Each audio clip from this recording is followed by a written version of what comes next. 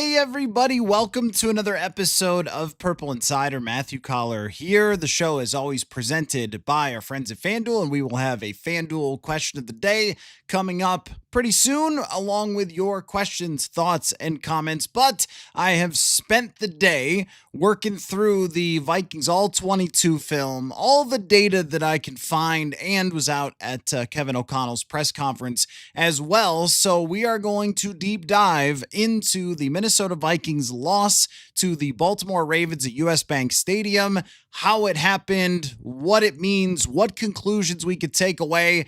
And then, we put the word blame in the title, but I think what you're going to find from all of the research is that blame is a really tricky thing sometimes when it comes to the NFL. It's one of those, I forget what it's called, but the more you know, the more you dive into it, the less you feel like you really know. So let me get into that in just a moment, but we'll also be answering your questions, comments, thoughts, concerns. The Vikings are 4-5. That does not end their chances to go to the playoffs. It does not end their season. But what it does mean after losing yesterday to the Ravens is that they have a long way to go if they are going to be in the postseason. And that starts with the Chicago Bears. And we'll have plenty of lead into that after we deconstruct what happened yesterday. So why don't we start this? I've got a bunch of notes here. I'm going to go through them from all of the resources that we now have at our fingertips. And I just want to start with the one thing that needs to be said about JJ McCarthy is that the high-end stuff that we saw against the Lions, that we saw in the fourth quarter against Chicago, and even a little bit against the Atlanta Falcons is there every single game. And what I mean is the arm strength, the wow throws, the athleticism, the things that you would call the raw elements of a young quarterback. So he's got 5 or 6 throws in this game where you go, whoa, boy, did he put some velocity on that. Boy, was that a dot. And even some like the Jalen Nailor throw, 2 Jalen Nailor throws actually. Wow, he actually had some really, really great touch. When you look back at the 62-yard throw, it's a little slot fade type of route. It's kind of a pick element to it, and Nailor goes out toward the sideline. He's not fully past the corner yet, just really past the kind of point where they're setting the not pick, and the ball is up in the air. And Nailor can look back, full speed, catch it over his shoulder. It's a great throw. And then the touchdown in the back of the end zone, Nailor is just coming out of his break, doesn't even really have leverage, but McCarthy throws it to the only spot that he could catch it, and the defender's not going to be able to get all the way around and make a play on the ball. It's a dot. It's a great throw. It had anticipation. It had the right velocity, the right touch. And then some of the scrambling stuff, there's a throw where he's rolling to his right, once again finds Nailor, where putting that much velocity on the throw across your body is a really, really difficult thing to do. And this is something that McCarthy really has in his bag, which is this ability to be on the move and yet create a lot of power. Throwing the football is very similar to when he threw the touchdown to Hawkinson. It's in traffic in Detroit. It's in traffic. He's rolling. Woof, right? He's got a lot on it. The scrambling ability in terms of his speed, his pure speed, and even on the trick play where, look, if they do, it is true that if they block one more person, it's a huge gain. But on that play, that I'm not the biggest advocate of the trick plays, but on that play, being able to have your quarterback catch the ball in space, make people miss, that kind of thing, I wouldn't want to see him get hurt by doing it, but that's some next level athleticism. He had some very good scrambles, was successful on a lot of the times that he took off and ran. And those are things that JJ McCarthy did very, very well in this game. There are a few times on the tape where it looks like he progresses extremely well and he climbs the pocket and he lets it loose and it's to the right target. It's a completion to Addison, or the ball we'll get into with Justin Jefferson where he can't bring it in at the goal line. That's a really good throw. That's a step up in the pocket and let it go. And right there, in the breadbasket. Did Marlon Humphrey get a hand on it? I was trying to figure that out with the all 22 tape. I couldn't really tell. Looked to me like a ball that Justin Jefferson usually catches, and maybe there's a detail there of him flattening it out a little bit if the ball's not coming as fast. I'm not really sure, but either way, it looked like a really good throw. So there's 10 plays on tape where you go, okay, first round draft pick. There's no doubt about it. There's no doubt about the raw talent that JJ McCarthy possesses. So when we talk about how to deconstruct the game and how we view it from a JJ McCarthy perspective, if you're still looking at him as a first-year starting quarterback, as a prospect, and you're focusing on the things that he is capable of doing, we've seen them every single week. Now, when it comes to you are a starting quarterback that can win games consistently in the NFL, that's where this breaks down because they end up with a below 50% completion percentage in the game for McCarthy. And a lot of the throws are just nowhere near where they would need to be in order to move the offense. Throws that were to open receivers. Justin Jefferson had several of these. And again, we'll get into the Jefferson part of this. Several of these that are just simply wide open and he has no chance to go get. There's a throw down the sideline where Addison's kind of going deep, and maybe if you put it up over the top and give him a jump ball in the end zone and the ball sort of just flies out of bounds. Like maybe he meant to do it that way, but I don't think so. There's just too many of those throws that from a simply throwing the football, drop back, get your feet right with the everything lined up and let it go at the right amount of velocity. There's too many, and put it in the right area, too many that are just far off, not a little off, not, maybe it was a 50-50 ball or something, but not really particularly close. There's one toward the end of the game where Jefferson is running kind of in and then back out toward the sideline, and he's in between a cover two in the right spot. Maybe you hit him on the sideline and the ball goes upfield as he's turning back the other way, and he's just got to play cornerback where he jumps and it flies over the top of his head. I mean, balls like that are not catchable. They're not even circus catchable. And there were way too many to have success in an NFL game. And I looked this up. This tells you how rare it is to not complete 50% of your passes. Only 44 times since the start of 2024 has a team not completed 50% of his passes. That is about 5% of NFL games. And when you consider that they were at home and they were in a dome, so you could probably take a handful of those games would have been in weather. Maybe a handful are on the road in really tough environment or something. But at home and at a dome, to complete 50% is extremely rare, and teams almost never win. So only 11 out of those 44 times did the team win that threw for less than 50%. I think that tells you right there that the quarterback was not accurate enough, no matter how much, and we will, trust me, I'm headed there, so be patient.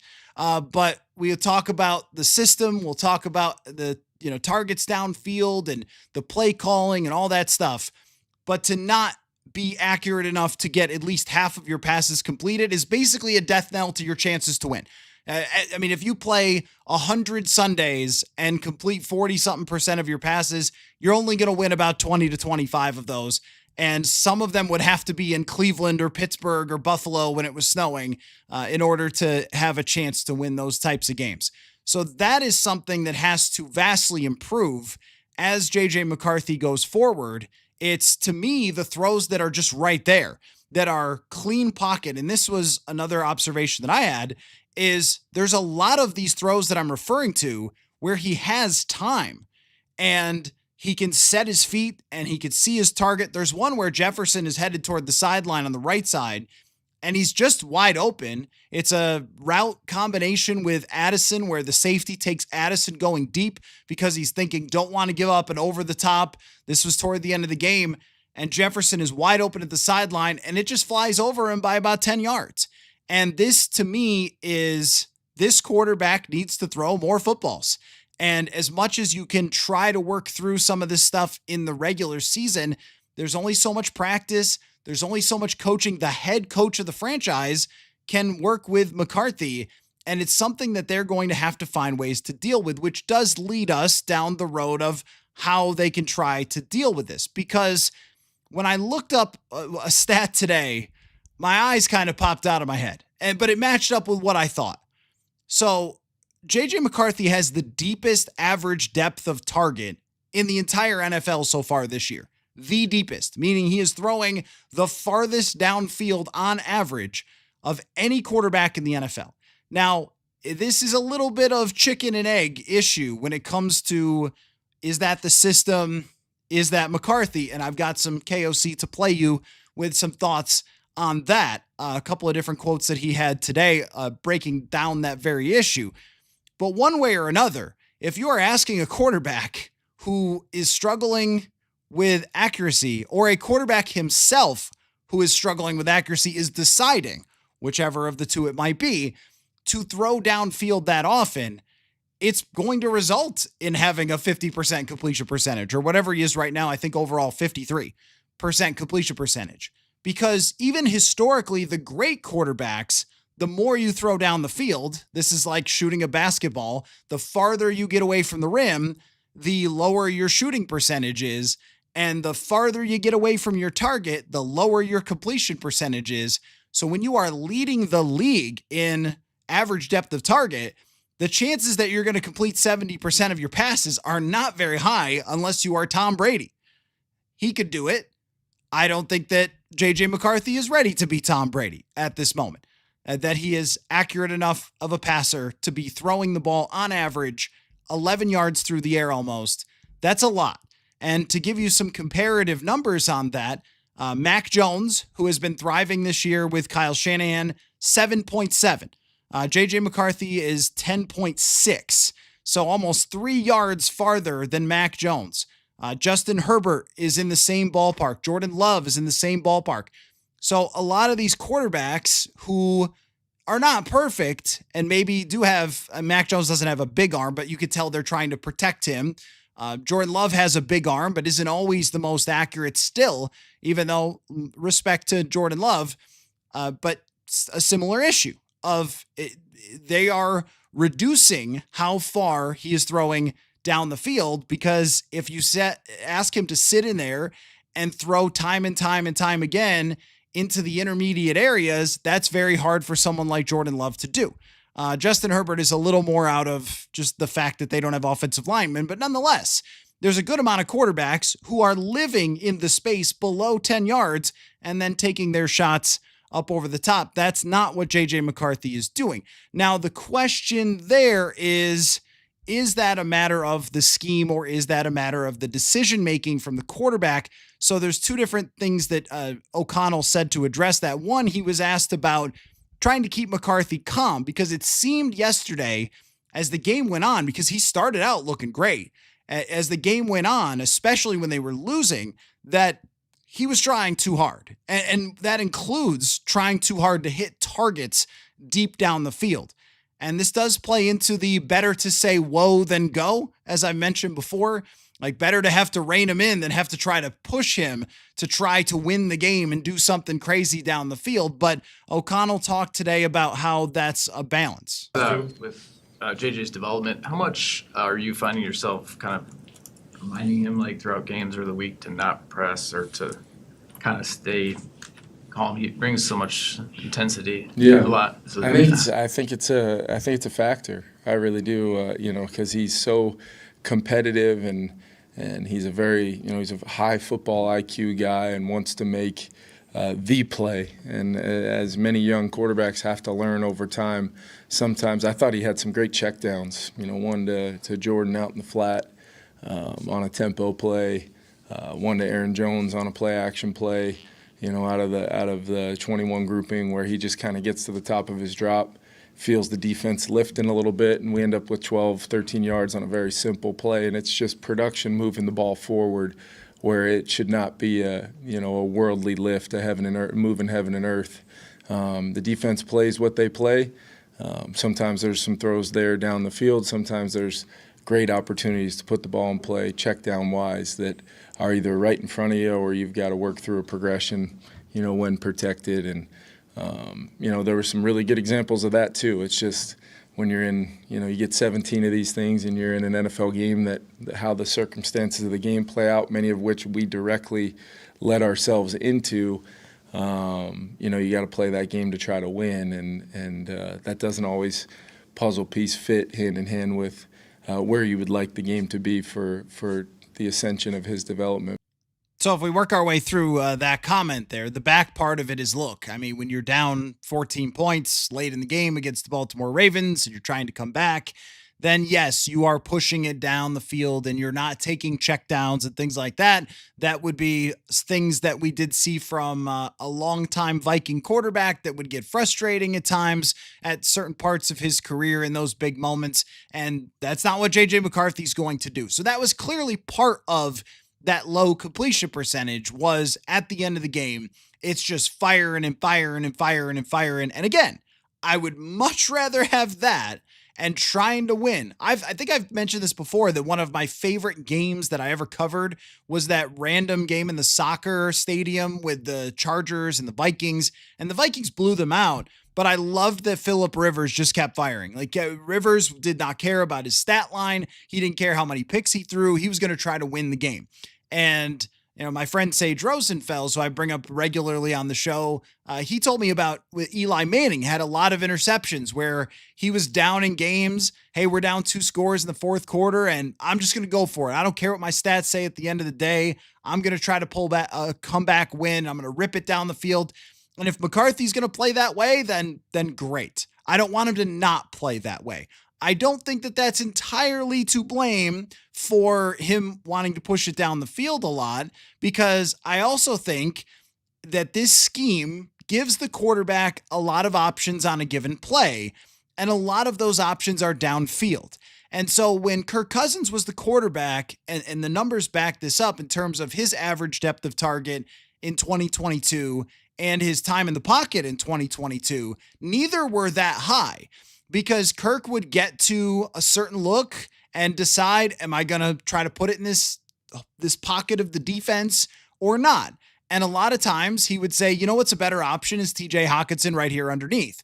Now, I think that O'Connell wanted him to stick with some of those reads more and trust his arm a little bit more when he was the quarterback in 2022 and sometimes in 2023.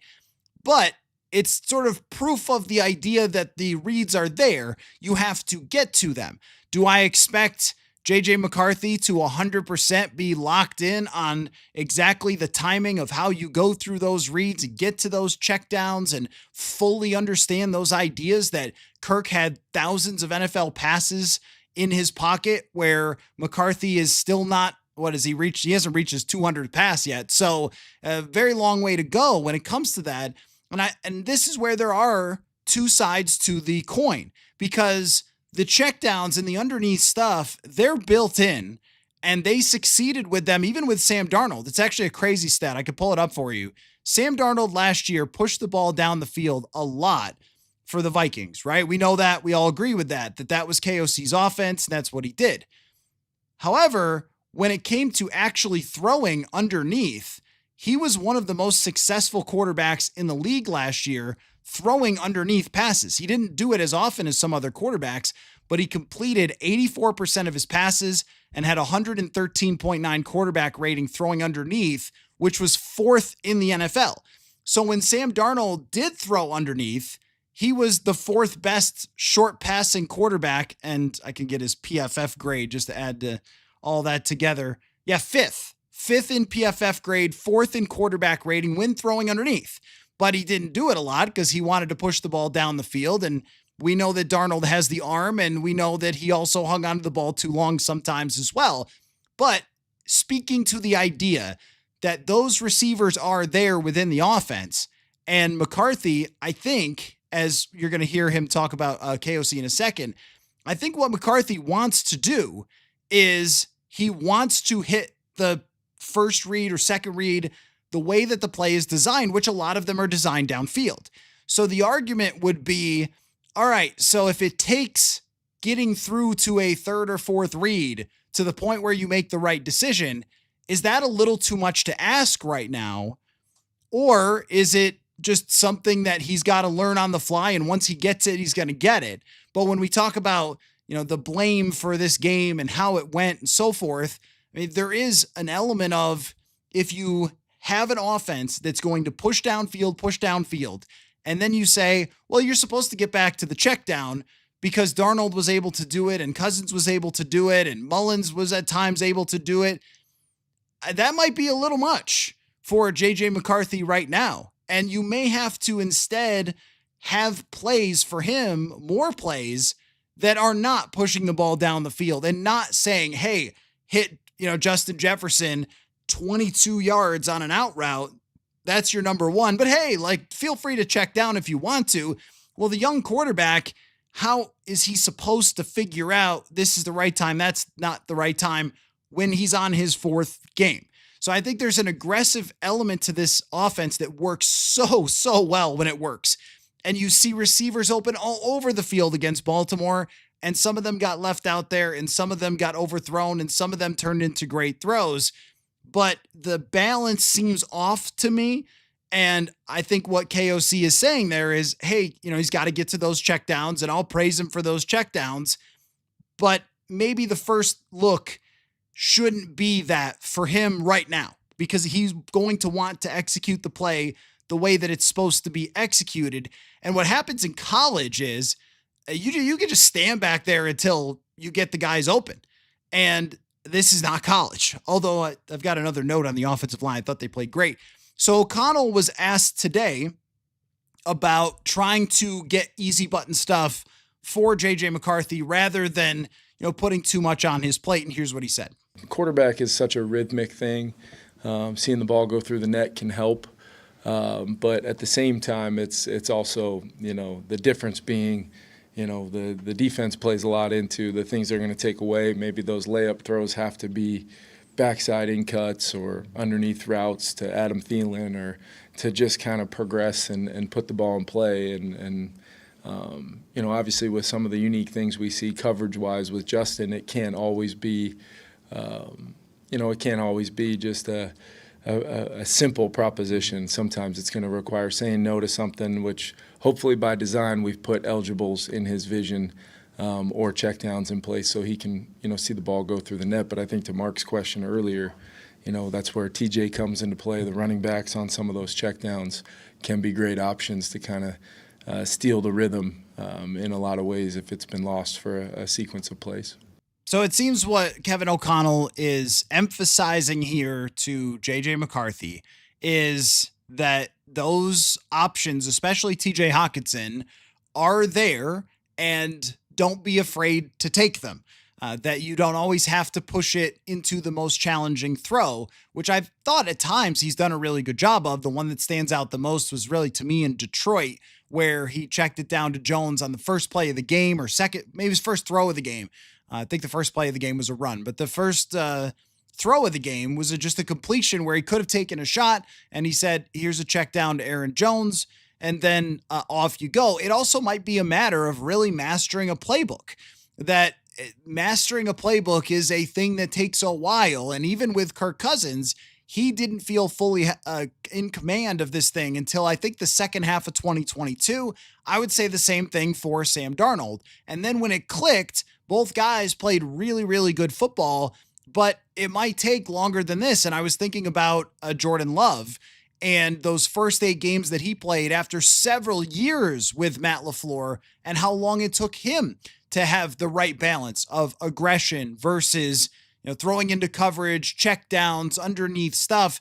And what LaFleur has ultimately done with him is taken the keys away on a lot of plays and worked the underneath a lot, and then said, hey, every once in a while, let's take a shot downfield. And that seems to be the trend for a lot of these play callers, but that's not how KOC won the Super Bowl in 2021 with the Los Angeles Rams and Sean McVay. It's certainly not how the Rams are playing these days. The Rams are pushing it downfield, and Matthew Stafford is playing MVP caliber football. And when this thing works, it works. But I don't think it's the easiest thing to just say, all right, I got it after a couple of games and you're good to go. So then we get to a question about, well, do you need to pare it down? Do you need to have stuff for him to get those easy buckets? And even if you are not getting the explosives that you want and that you believe in philosophically? Can you have 9-play drives where it's 5 runs, 3 short passes, and 1 shot or something like that?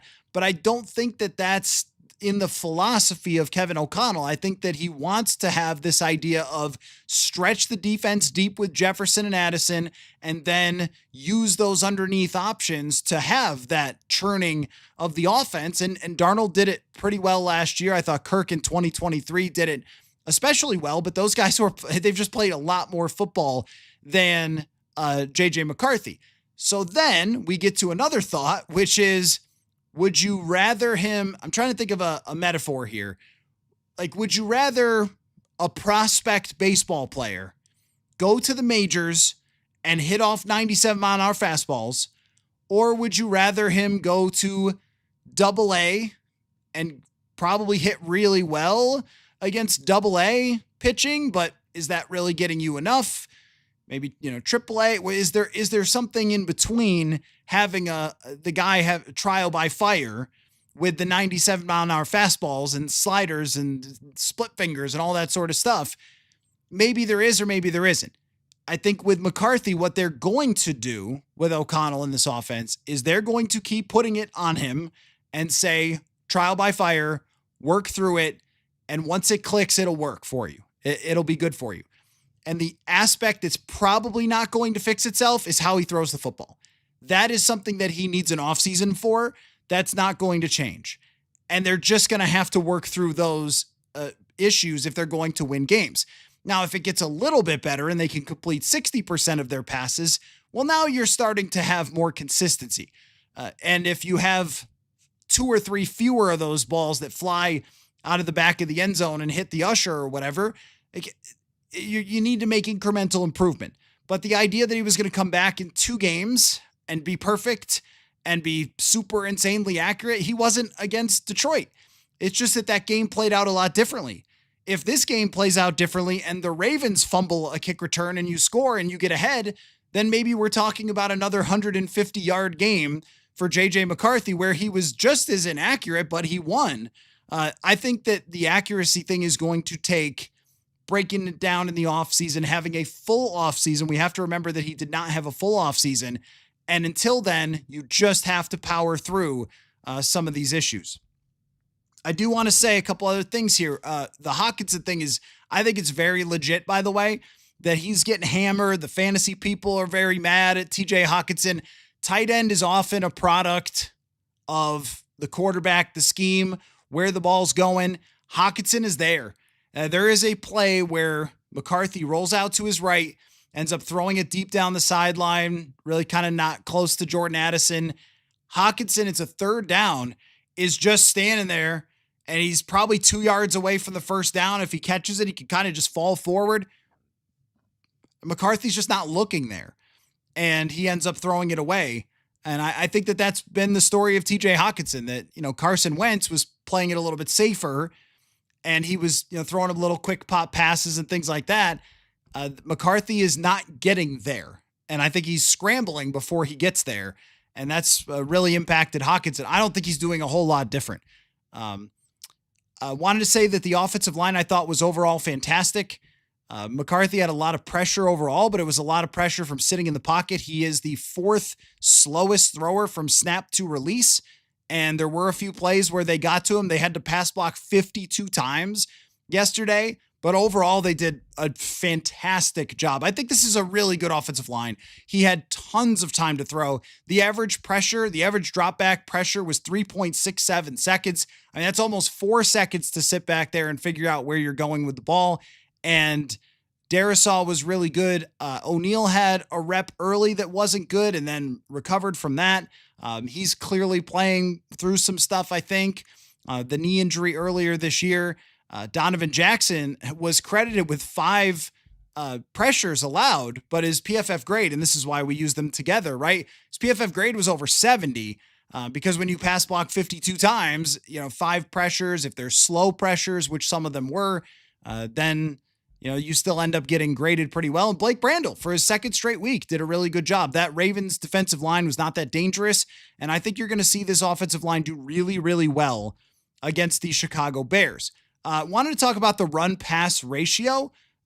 This was probably commented about 400,000 times in the post-game show. Well, why aren't you bringing up the run-pass ratio? So I did a little work on it, and after the Ravens got up by 14 and they went into panic mode, I counted up, and if maybe I'm off one here, sorry, because there's a bunch of, when you look at the play-by-play, there's a bunch of penalties, so it gets a little muddy.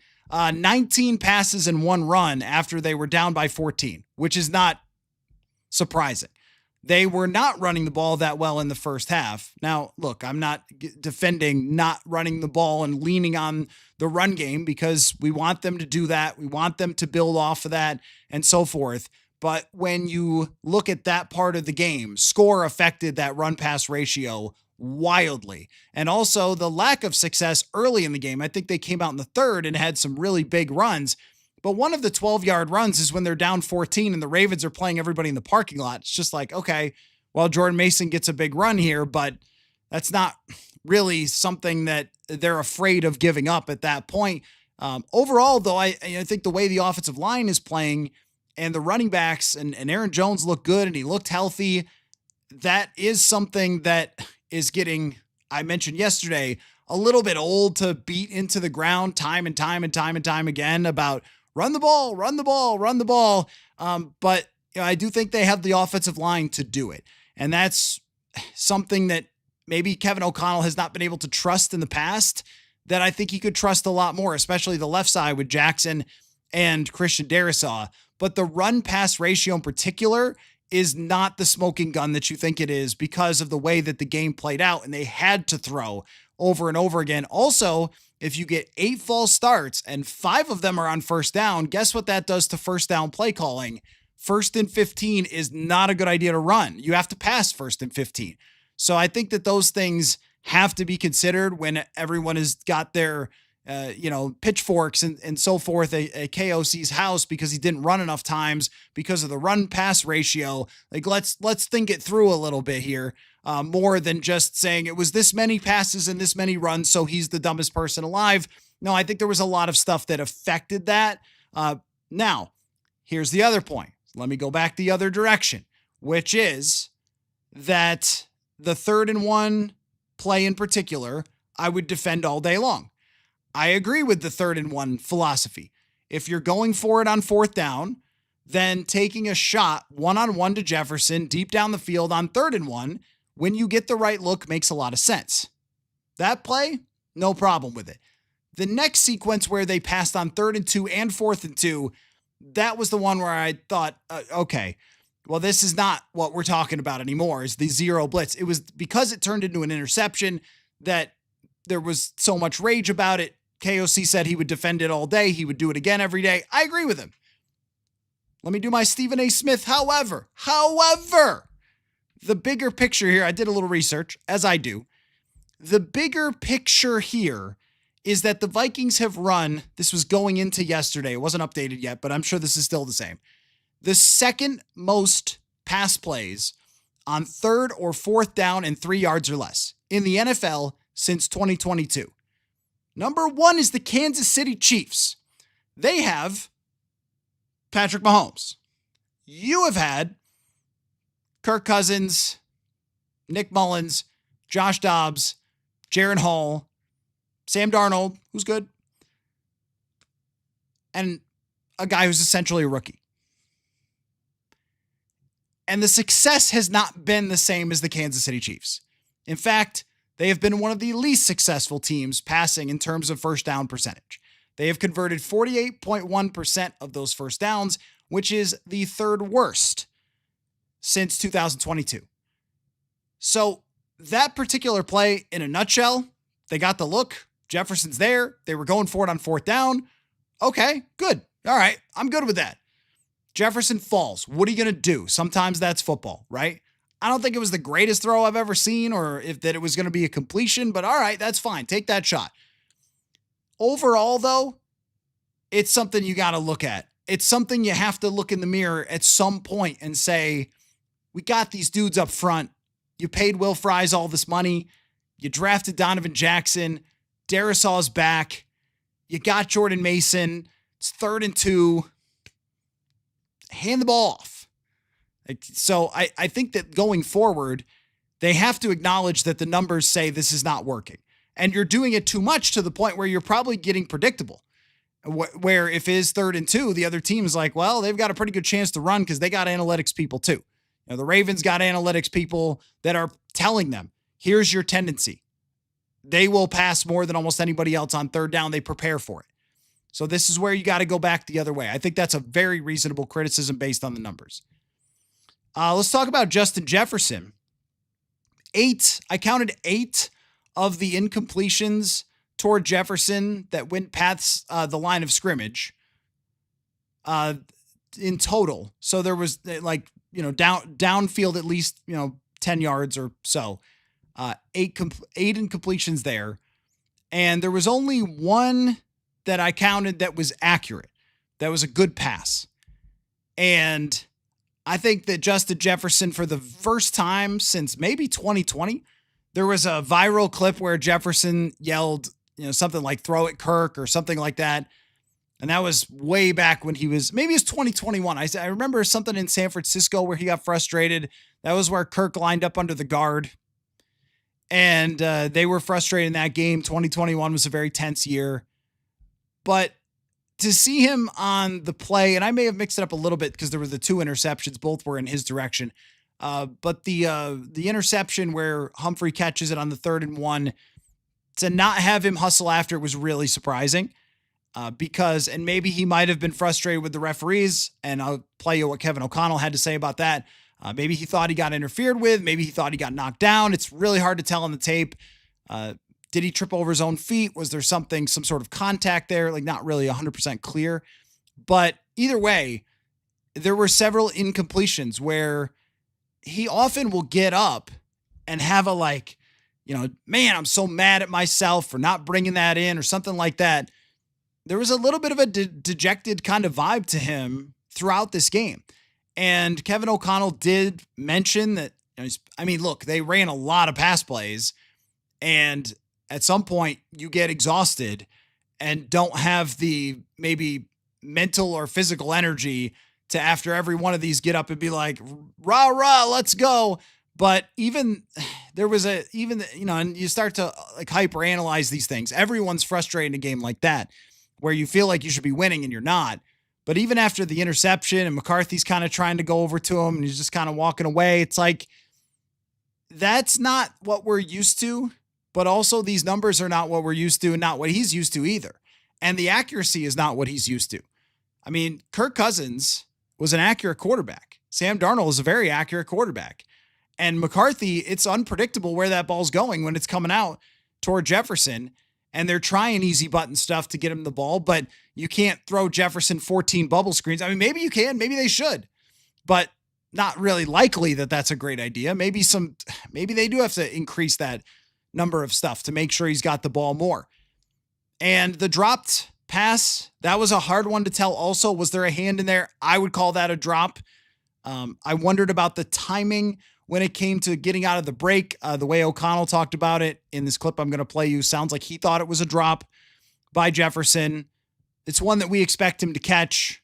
There's been a couple of those this year, and it was surprising to me because I haven't seen him like that. And I think that when you look at this team ranking 4th worst in the NFL in team quarterback rating, so Wentz and McCarthy, and you think about the number of quarterbacks he's played with, and you think about the fact that this team hasn't won and it's not looking like they're going to make the playoffs.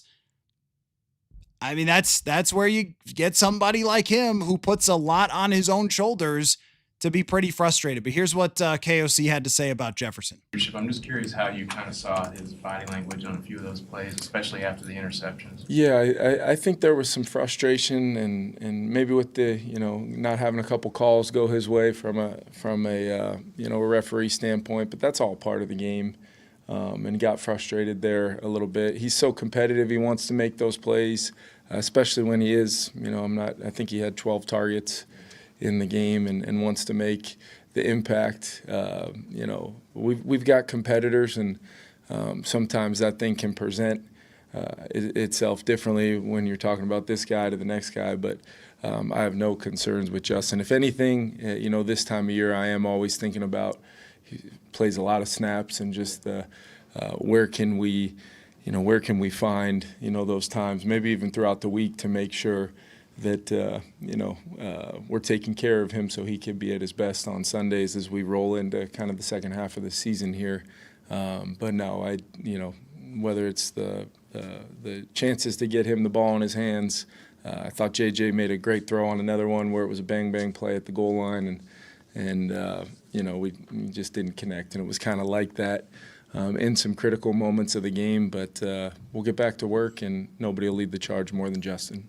And we did speak to Justin after the game. He acknowledged that catch, that he feels like he should make it. Also did put a lot of it on himself, as he always does, even though in this game I did not think, outside of that one play, there were a ton of opportunities for him to make catches, though it was his, lowest graded game by PFF since week 18 against Detroit. That's what it reminded me a lot of.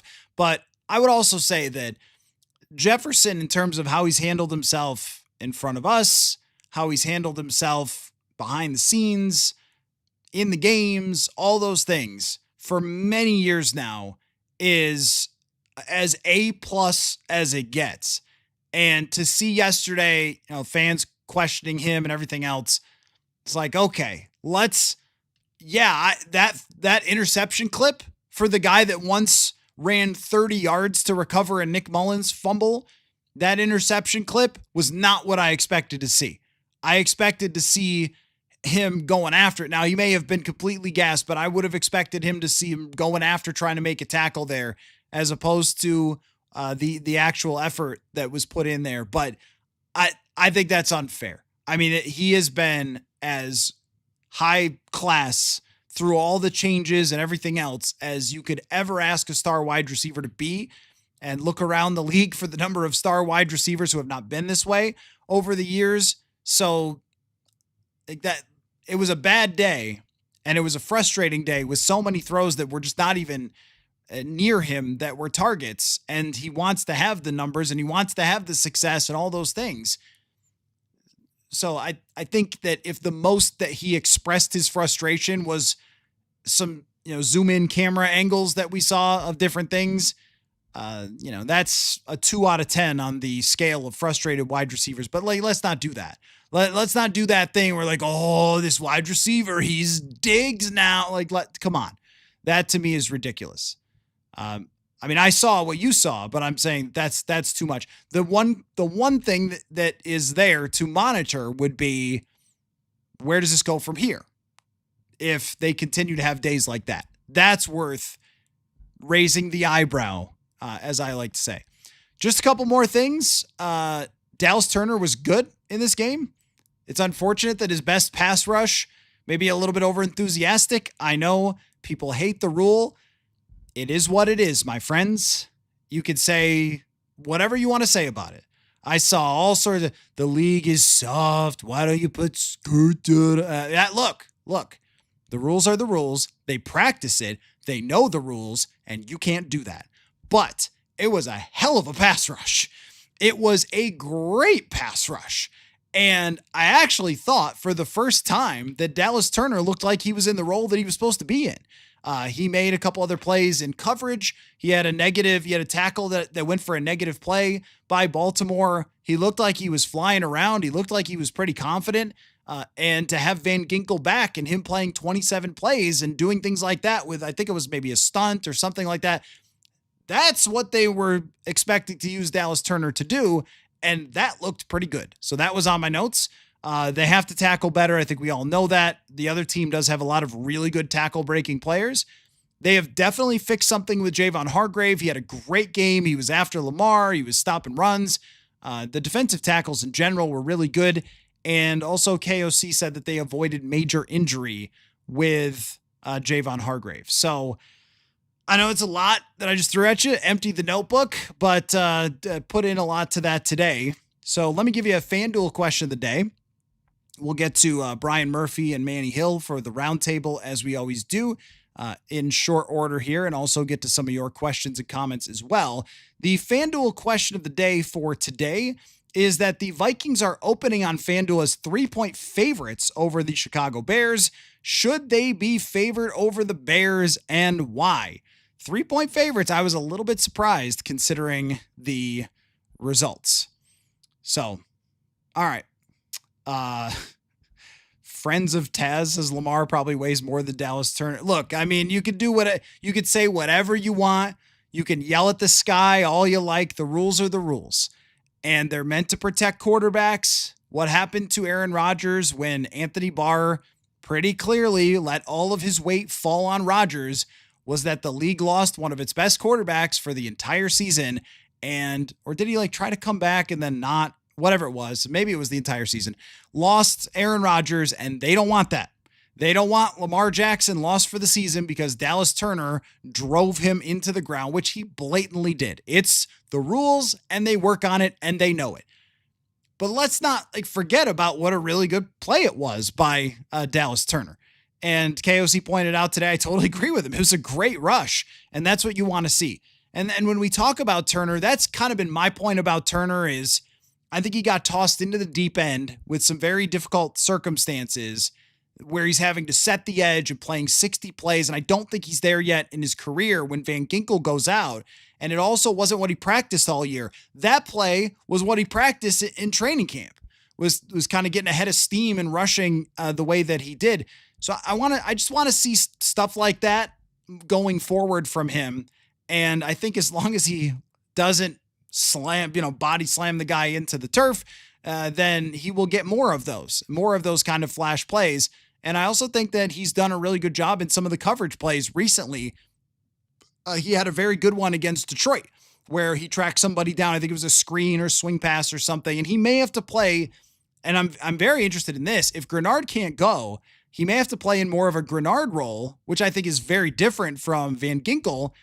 And he might just get to rush a lot this week against Caleb Williams. There could be a chance for him to have a good game. So, that is a young and, rookie type of mistake or second year player type of mistake. But it was a great pass rush. Adrian, no reason they only ran the ball 13 times. So I can both agree with you and explain a lot of it, right? I agree with you that if you get 3rd down and 2 and it's a 9-point game, you should be running the ball. They were leaning into the pass. I think also you have to factor that McCarthy looked really good at the start of the game. So I think they started to lean in. And I also felt this way about Detroit, where in the second quarter, they got away from the run because I think they thought, well, he's looking great. So we need to lean into him a little bit more. But also you have to acknowledge that when you get down 14 and the run pass ratio is 19 passes to 1 run, they didn't do it wrong. So if you take that part of the game out of it, it's much more like 20 pass plays to 13 runs, which is still not where you want it, but it's a little bit different. That was my main point is we need to not it was so far pushed toward the pass, but we need to be intellectually honest about this. I still think that when you have this quarterback, you do have to lean into the run. It was not succeeding all that much early in the game, but when it was into the third quarter, that was another part of it. And you also have to acknowledge that 1st and 15 is not a good time to run.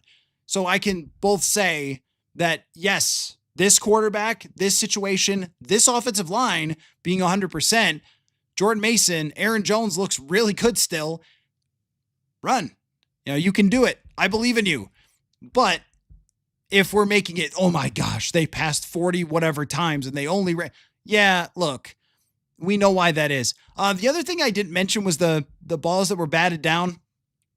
And I don't have a great explanation other than that I think the other team planned to do that. I think that it was a major part of their game plan. They had their hands up all day long, and the trajectory in which the ball comes out of his hand is very low.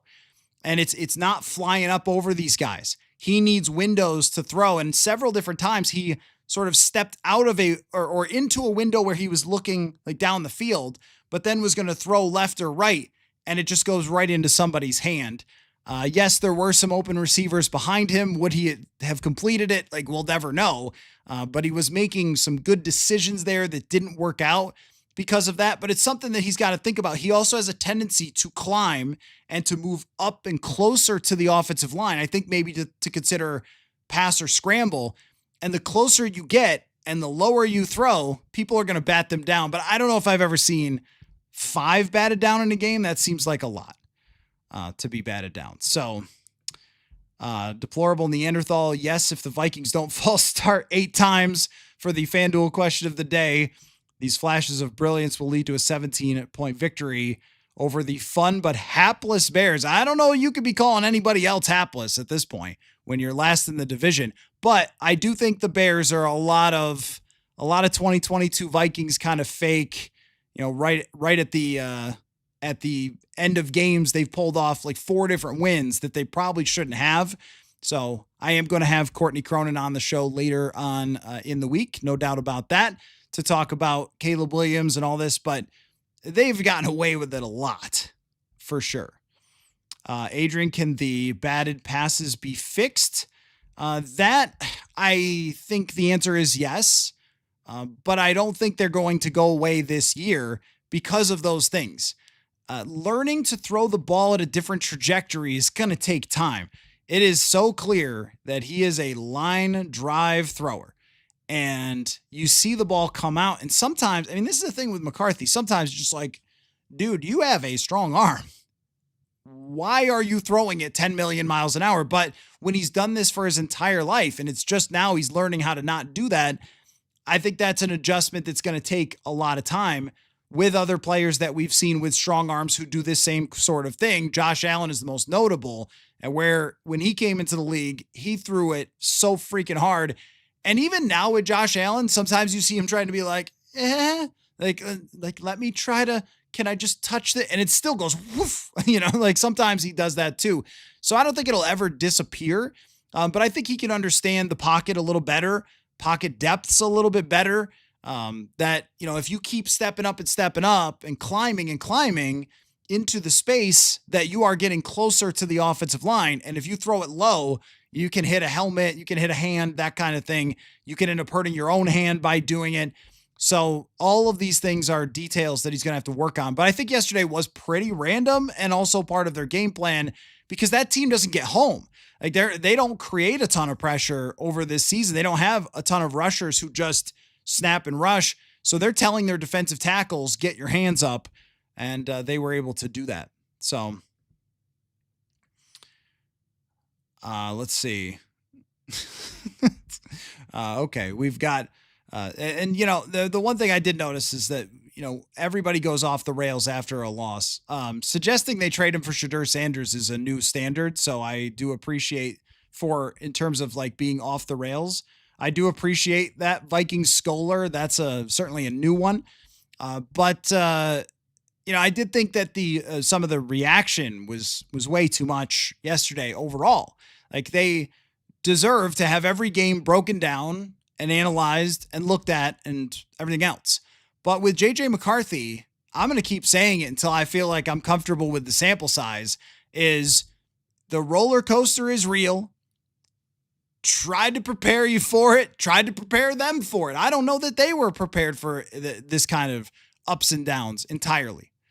If they were, they would have probably not started JJ McCarthy this year. They probably would have had him develop for a year behind the scenes. But we're here, and you can't go back in time. So what you're going to have to deal with on a week-to-week basis is the ups and downs of what it's like to have a quarterback this young. And you're still seeing it from Bo Nix is getting destroyed. They won a game, and he's getting destroyed in Denver. Michael Penix, gosh, he had a pretty good game, but had a key fumble, and they lose to Indianapolis, and now they've got 3 wins, and a bunch of them are close, but he's not playing that great, and they're getting ripped up and down. And this, with Caleb Williams, he's still a work in progress. I don't think he's been incredible. We can look at where Caleb Williams, he's been much better, but I don't think that he's been at all flawless or is taking over the league like everyone said he was going to. Let's see. Where does Caleb Williams? He's 10th. Let's see in passing. Okay. 15th in passing grade by PFF. Well, that's ups and downs, right, for Caleb Williams.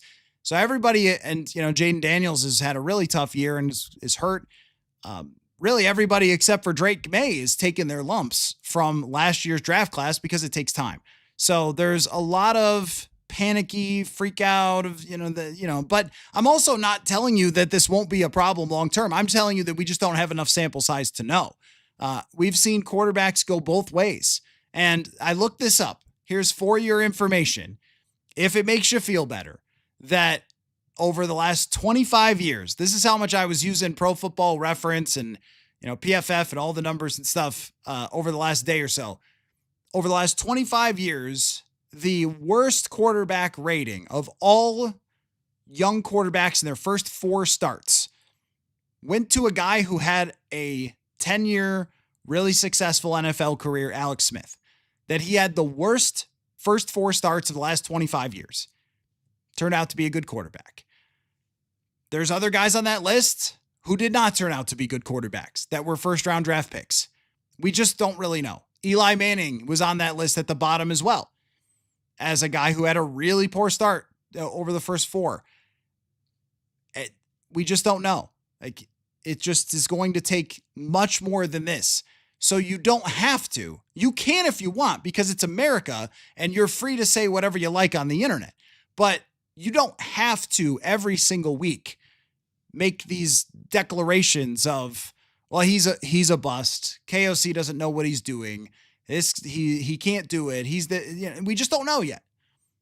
I mean, I guess that's how we've been taught in recent years to talk about sports, is every single game, whatever just happened, is the absolute truth about every single player. And when a player goes, 14-3 with 35 touchdowns, 4,000 yards, but has a bad playoff game, they're suddenly garbage to some people. But, look, I don't think that's how it should work in sports analysis, is whatever we just saw is the absolute truth. It happens in the NBA all the time. Somebody loses a playoff series, doesn't play great, they're garbage, and the other guy is the best player ever. Look, I guess it wouldn't be sports if we didn't overreact, but some of the stuff that I've seen over the last 2 days is just so absurd that maybe some folks need to take, a deep breath. So you are right, 86 Chrysler, that Alex Smith wasn't considered good till year 5 or 6. That's the concern. I think if there's going to be one concern for me, it's that this is going to take time. How quick can you get it to the point where you could consistently win with McCarthy? Because if you're completing under 50% of your passes, 75% of the time you're going to lose, as I had the stat earlier in the show. And if you're flying passes over Justin Jefferson like that, it's just not likely that you're going to be consistent enough week to week to have a winning record, to win your division, that sort of thing, right? How fast can you get it there? By the end of this year, can we feel like it's almost there? That's the goal, I think, now for the Vikings. I mean, look, they could beat the Bears, be 500, go 2-2 in this really tough stretch, and then play teams. The Giants just fired their coach. Washington is terrible. The Cowboys are bad. There's opportunities to still win games. But in terms of being like a real Super Bowl contender, getting Super Bowl caliber consistency from your quarterback, how fast can you get there? Because I think you make a very fair and correct point that with a lot of these players, a lot of these guys who, like I even mentioned, Eli Manning, it took a while for those guys. Matt Ryan took a little time, and he was pretty good right away. So,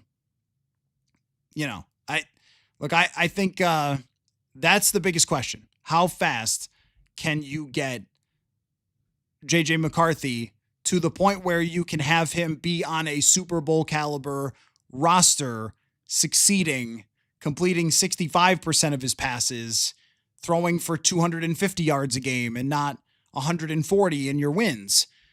That to me looks like it is right now quite distant, but we might feel very differently in 6 weeks because the NFL kind of works that way.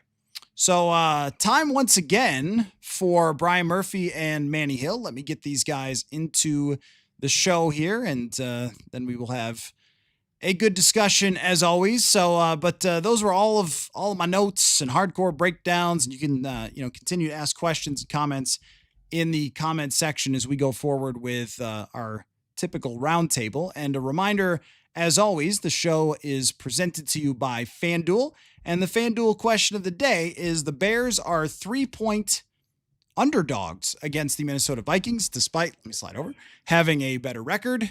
Do you agree with that? Do you think that they should be, the Vikings should be favored? All right, Brian Murphy, Manny Hill. Everybody say aye if I've got you in the room here. Aye, aye, Captain. Aye. All right, good to see both of you guys. Why don't we begin with this? I saw Manny backstage there. I don't know if Murphy heard what I was talking about, so let's start with Manny. About the timeline of JJ McCarthy and the ups and downs we've seen. Some have been really excellent, some great moments for him so far, and even yesterday, some great moments for him. And yet, some moments where it's very clear how far he's going to have to go. How does this match up with where they need to be? Like, when you watch him, do you think it's right around the corner? Do you think it's got a long way to go? That's a great question. I think certainly the potential is there. We know JJ McCarthy is very talented, but I am wondering if we're a little further away from really getting a good idea of how good he's going to be than we maybe initially thought. And the more I think about it, it shouldn't be that surprising because he is 22 years old and he has frankly not played a lot of football yet. So he just hasn't had a lot of reps. And he was coming from a situation at the University of Michigan where he wasn't really asked to do a lot. He wasn't asked to sort of carry this offense and be, productive from a numbers standpoint. He wasn't asked to throw for 300 yards in a game against Ohio State. He had some games like that, but it wasn't the basis of how they were going to run their offense. They had Blake Corum in the backfield who was running for 120, 130 yards a game, and that kind of opened things up for JJ McCarthy.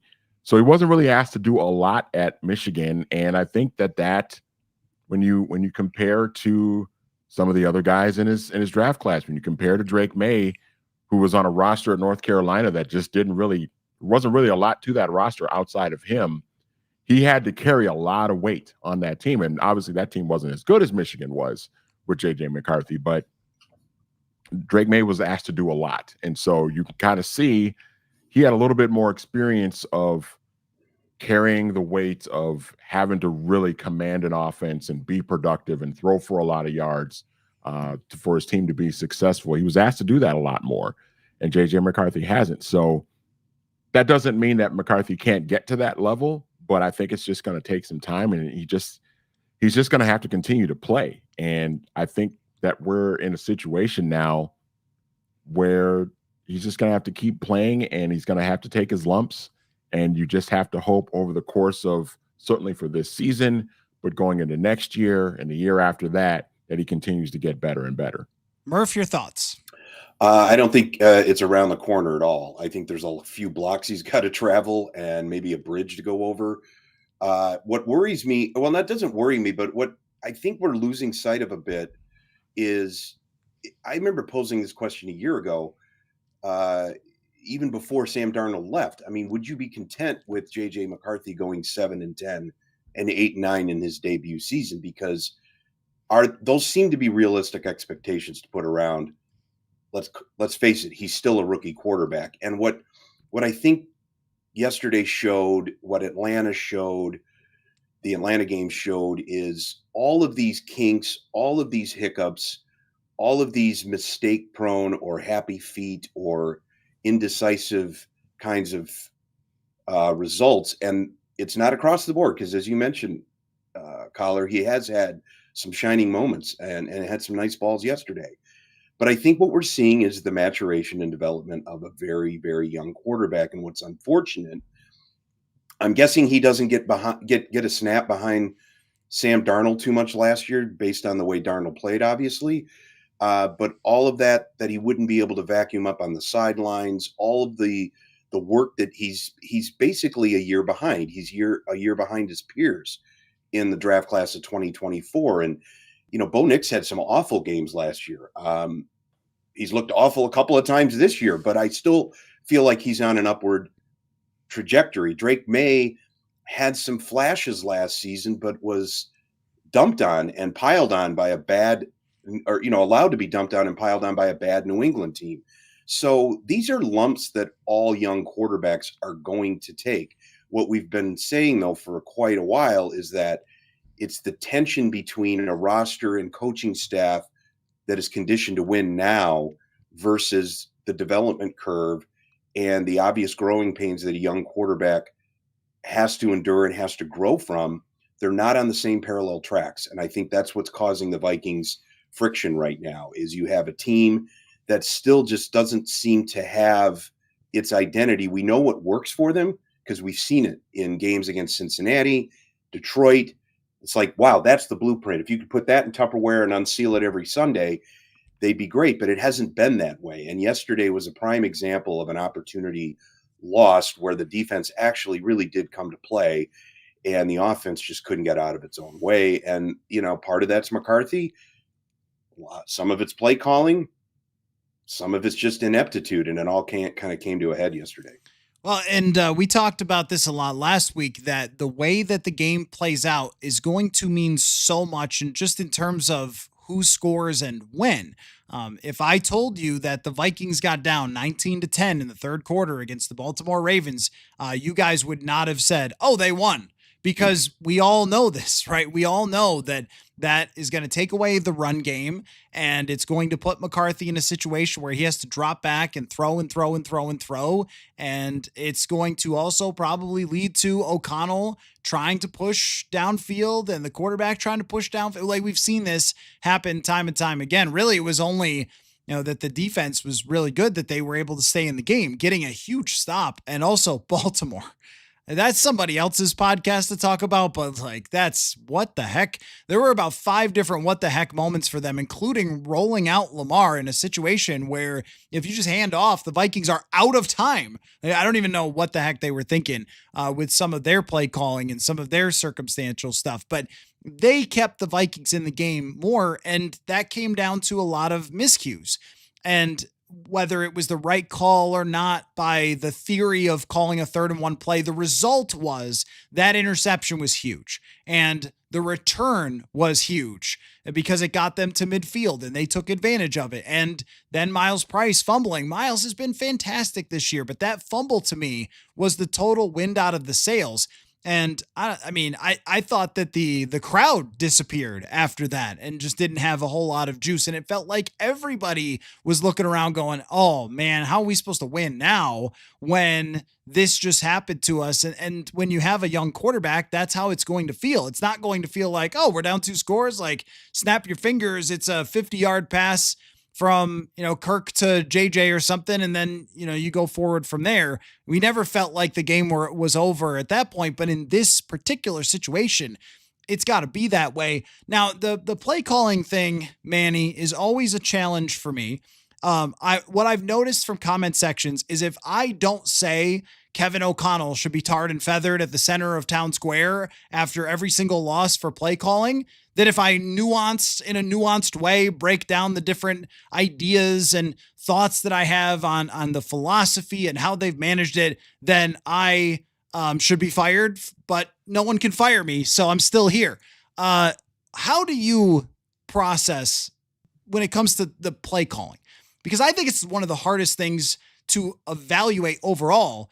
When I looked at the all 22 tape and listened to O'Connell talk today, I saw a lot of opportunities there. I saw a lot of opportunities to get to checkdowns, but I also thought, can he get to the 4th read there? Can he get to the checkdown at this point in his career? Maybe that's the position you have to start inward and move outward with the offense rather than starting with downfield and trying to get the quarterback to move back in toward the line of scrimmage. But how did you deal with that as you were watching yesterday?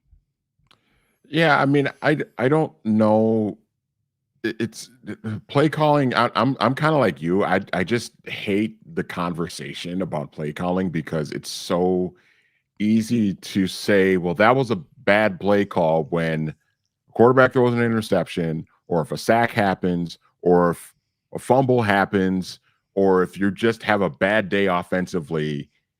The easy thing to do is just to say, wow, the play calling was bad, and all the, the head coach needs to give up play calling duties. And I mean, we saw that Mike McCarthy with the Packers and with the Cowboys. We saw he would be the play caller, and then, after a couple bad games, then he would hand over play calling duties to somebody else, and then a couple bad games, and then he would take over again. Like, I don't know how you really even measure that. To me, I think what it comes down to is you dial up certain plays that you believe you have the chance to have success with.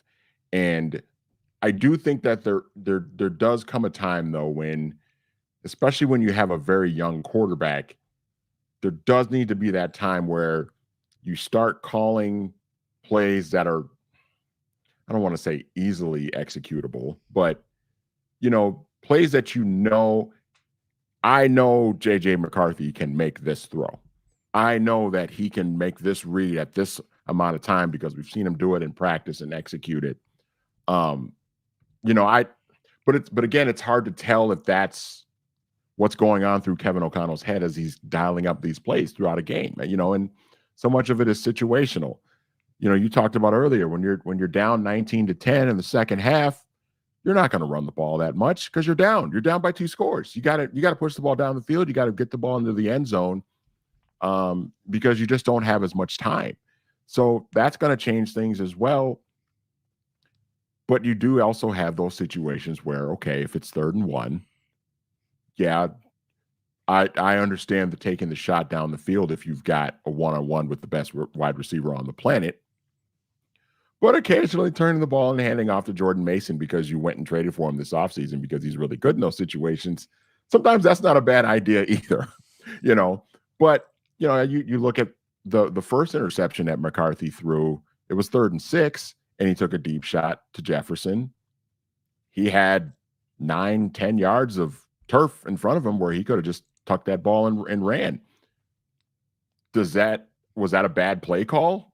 No, not necessarily. That where you kind of look at, I think, the decision making by the quarterback in that instance. So I say all that to say there's so many different factors that come into play when you're talking about play calling that I don't know that it's not an easy thing to analyze, because there's so many different things that can happen on any given play. You could have the perfect play call, and if your left tackle gets beat, or if your center gets beat and your quarterback comes under pressure, is that a bad play call, or was that just bad execution? So it's a really hard thing to sort of figure out. Where did you stand on it yesterday, Murph? Well, for the first time, I did sense it with myself, thinking, why this now and why not that then? And I've never been one to do that, mainly because I just don't feel like I have the basic knowledge. I don't have an encyclopedic knowledge of play calling and pass protection, run blocking situation. I never played. I never coached. So look, I'm going to lay that out there. I'm your average fan here. But there are times where there are feels for a game, and there are times where I wonder if, O'Connell subconsciously is still thinking he's calling up plays for Sam Darnold and Kirk Cousins, because I don't see McCarthy being quite there yet to be in a position to put the ball in his hands, take him downfield. And what concerned me most yesterday was we didn't even talk about the throwback play, which was also on 3rd down, and it was 3rd and long.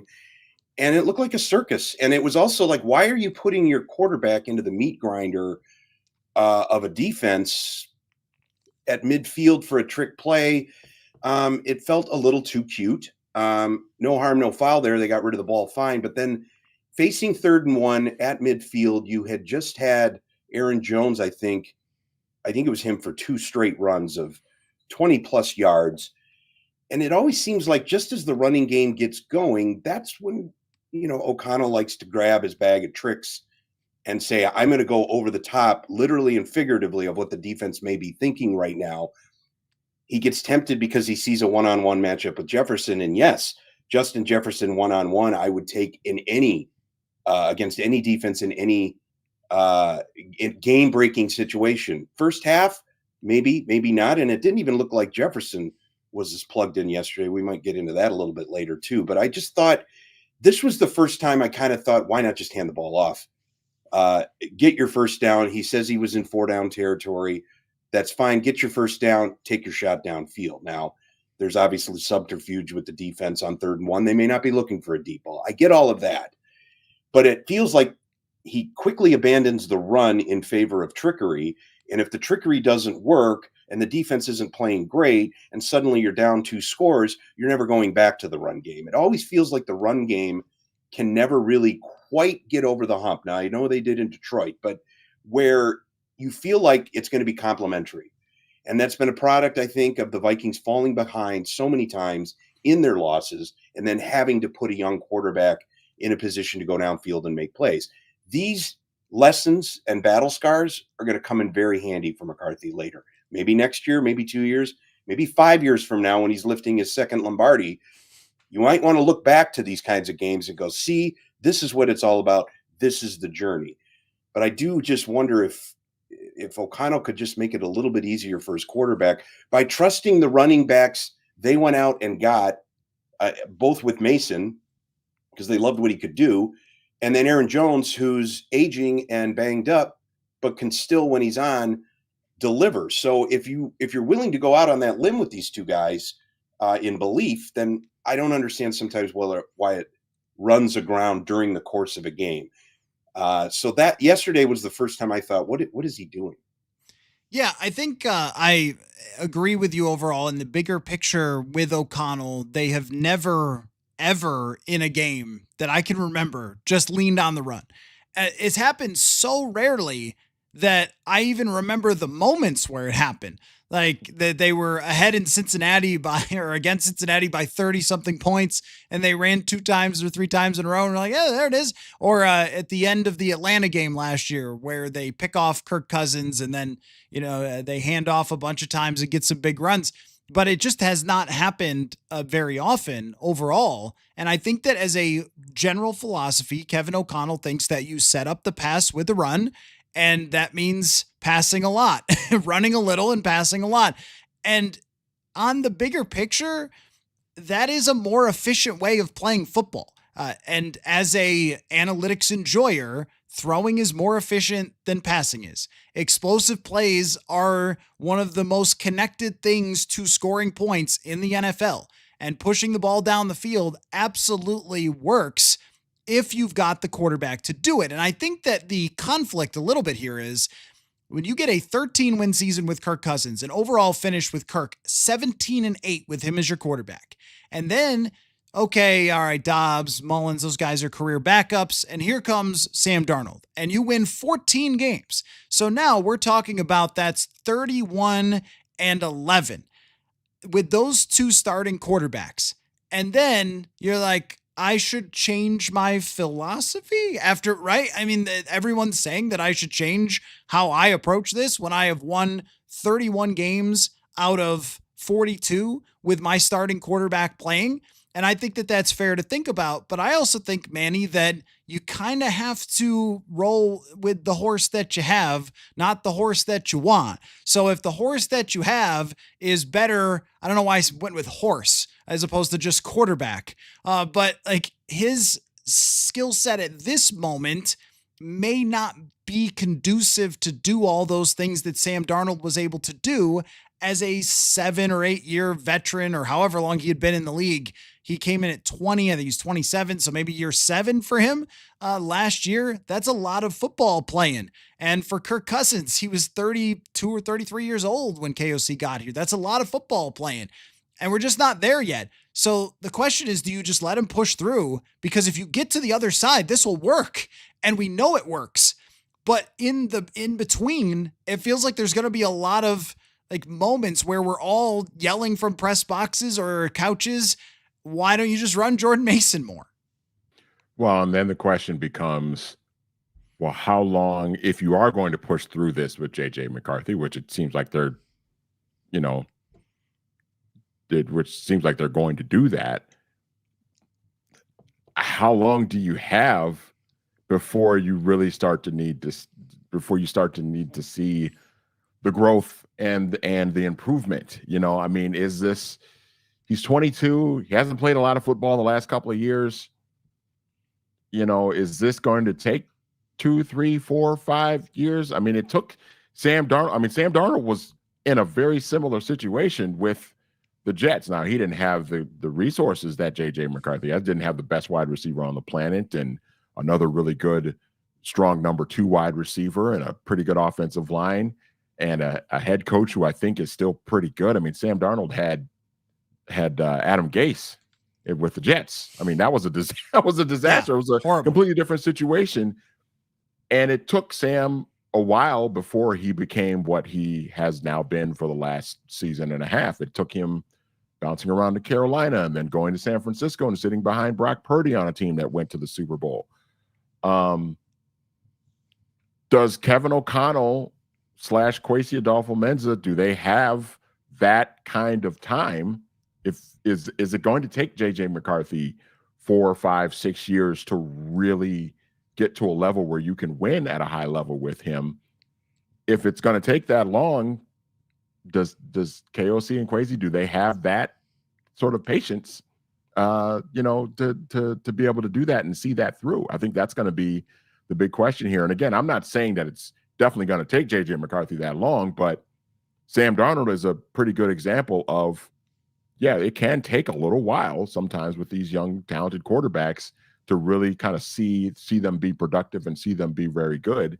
And there's a lot of growing pains along the way. So that's going to be what we're going to have to see. Well, and that circles back to what Murph said at the beginning, which was, hey, is everybody comfortable with the idea they could win 7 games? And I think the answer is already very clearly no.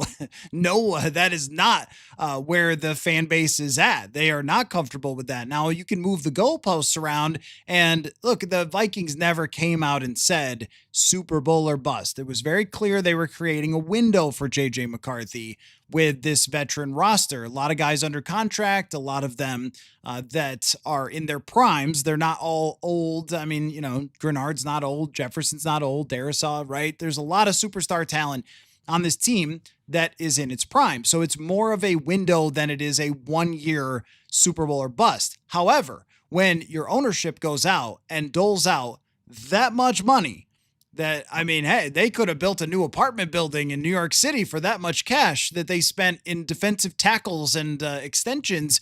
And instead you are 4-5. Like, that is not where anybody expected this to be. The other part of it was that built into the decision, and I remember saying this in the summer, built into the decision was the idea that we trusted them to make it. So you've seen McCarthy a lot more than we have, coaching staff, front office, etc. If you're telling us he's ready, then the assumption is he's ready. And then we watch him and go, oh, well, he's got a hell of a lot of talent and he's got a hell of a lot of moxie and energy and vibe and whatever. But there's also a lot more work than maybe you guys thought there was going into this that has to be done to get to the point where he can run the offense the way that it's designed to be. So KOC, I think, is at a crossroads of, do you just change this thing to get the offense to just get completions? Or do you say, we are going to sink or swim with this, and then we're really going to know when we get to the end of the year how far he's able to come along? And I think there's an argument for both of those things. Murph, can I just shift the discussion a little bit, which is, after last week, I think we all reasonably, it's a very good win against a really good team against Detroit. We went, well, I mean, maybe there's something here with this season. Did yesterday crush your spirit with that? Or are you looking at it like, well, there's still time? It didn't crush my spirit as much as it really felt disappointing. And let's not sugarcoat this. They're 1-3 at home. That's one of the best home field advantages in the league. And they've played pretty poorly at home. Other than a Cincinnati blowout, they've looked pretty bad. And I wonder if, and we didn't even get into the 8 false starts, which I don't understand how you do at home with a friendly crowd. I just wonder, I do think that there's hope. If there's going to be this win one, lose one, win one, lose one roller coaster with McCarthy, they have to be able to hang on tight and be prepared for that. It still hasn't been kind of framed that way though, and I don't expect the O'Connell or the brass to come out and say, "Look, we told you we weren't sure we were going to make the playoffs." I mean, no, that wasn't the case, and everybody is always more optimistic based on what's said during the offseason. But I also think the 6 weeks McCarthy lost with the high ankle sprain was not built into the summer discussions of setting up expectations for this season. So not only is he one season behind, he's 6 weeks behind this year in his development. And you wonder if some of the hiccups that we saw yesterday and, against Atlanta were, could those have been shaved down with a little bit more practice time, with a little bit more experience? I don't know how good the Vikings record would be. I don't think it'd be much worse. I don't think he could have been much worse necessarily than Wentz.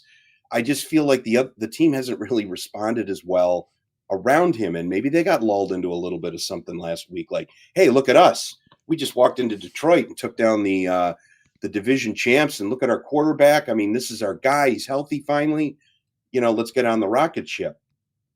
I mean, their performance collectively yesterday, other than the defense, I thought was left wanting, and I thought that kind of failed McCarthy a bit too. So, especially the offensive line. For once, pass protection was not an issue. I mean, that's a moral victory in and of itself. But the inability to go from a big play to get a first down to constantly being first and 15 or second and 18, it just, there was no real mechanism or way to get into any kind of a rhythm to put McCarthy in a better position to succeed. But then he throws an absolute dime to Naylor in the back of the end zone in the waning minutes, and you're like, well, they're still in this thing. This is unbelievable. Maybe he's got a lightning bolt in his back pocket that he can pull out, and that's all we'd be talking about today. So there's just a lot to iron out with him, and we talk about adjustments all the time in the NFL.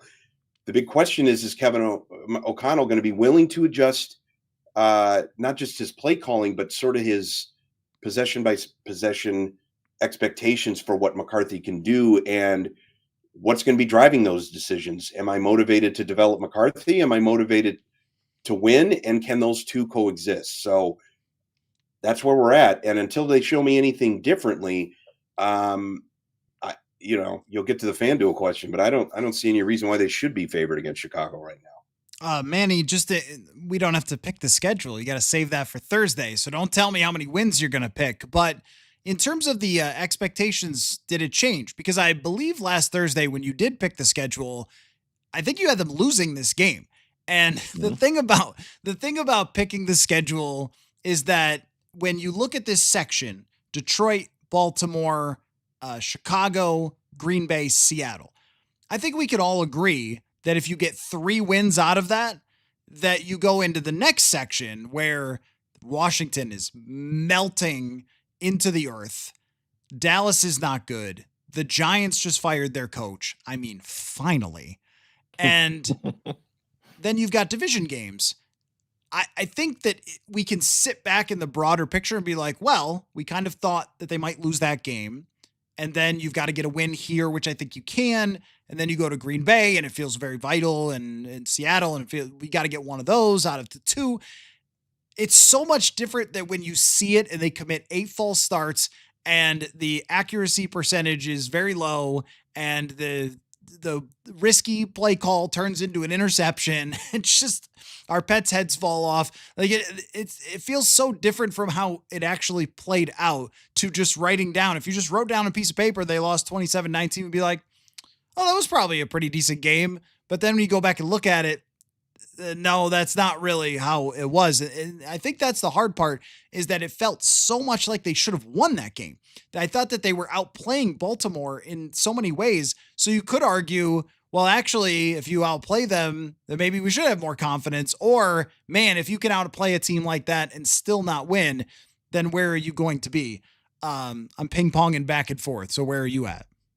Yeah, I mean, you kind of feel like if the Ravens had played better than they did yesterday and the Vikings, were right there in the end with a chance to win, you can kind of live with that a little bit more and still feel pretty good about where you're at. If McCarthy had a better game than he had yesterday, and you just lost because Lamar Jackson is just that great, and the Ravens just played a terrific game, kind of like what we saw against Philadelphia a couple of weeks ago, where Jalen Hurts just played fantastic. The Vikings had some issues on defense, but that team with those receivers and that quarterback, they're going to do what they do.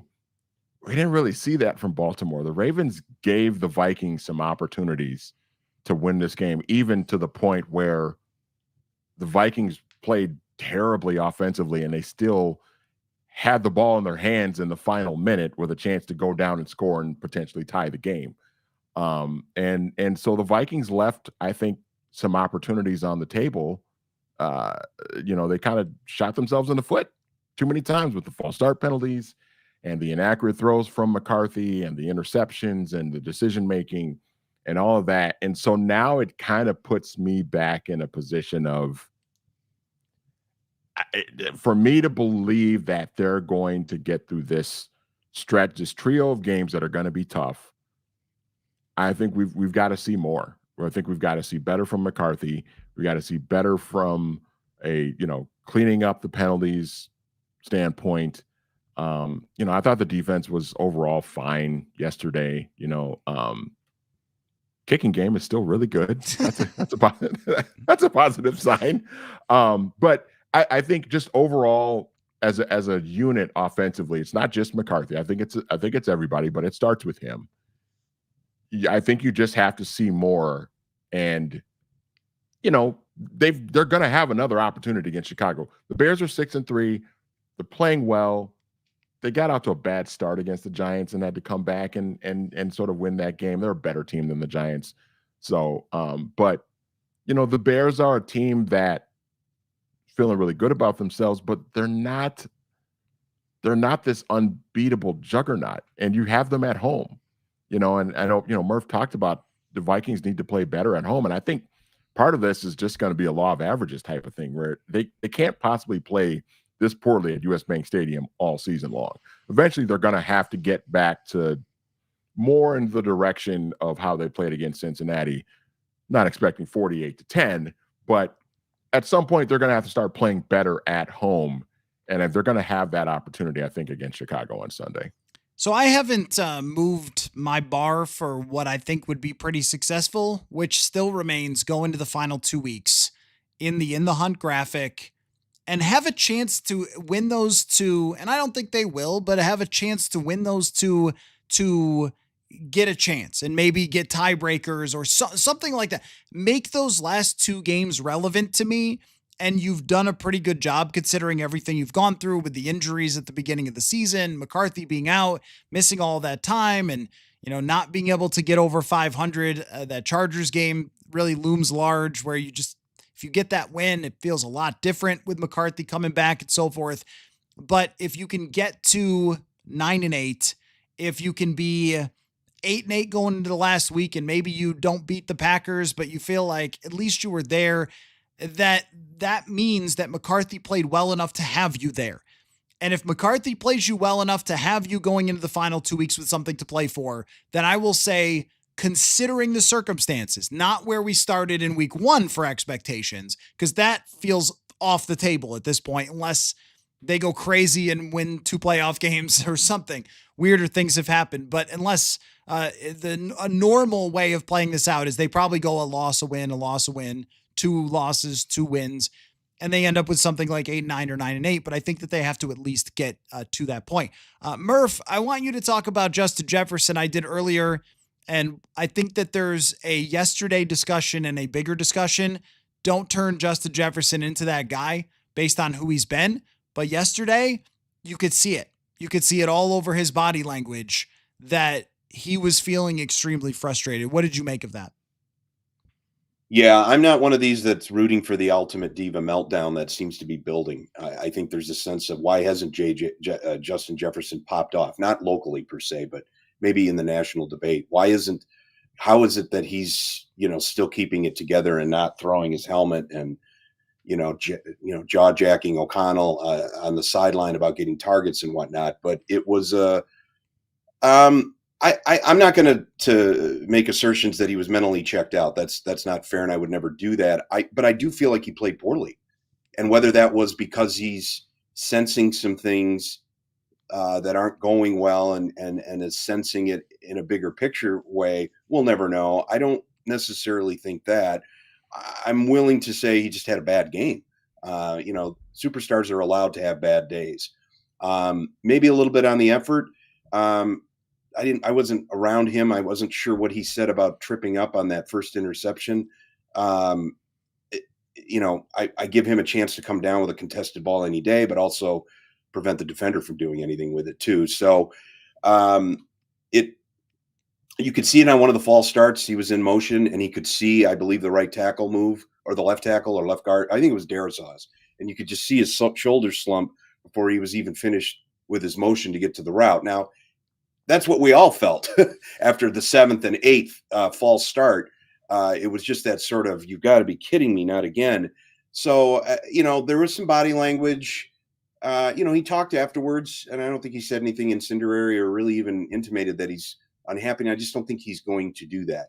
So I think it's dangerous now to start looking for those signs because it's sort of baked in that it's got to happen, right? I mean, the best receiver in the league is on a team that hasn't won a playoff game, and he's had 15 quarterbacks throwing to him, and he's probably staring down the barrel of another 500 or scramble to the end season that doesn't bode very well. I'm not willing to buy into that narrative at all unless I see some real concrete evidence of that.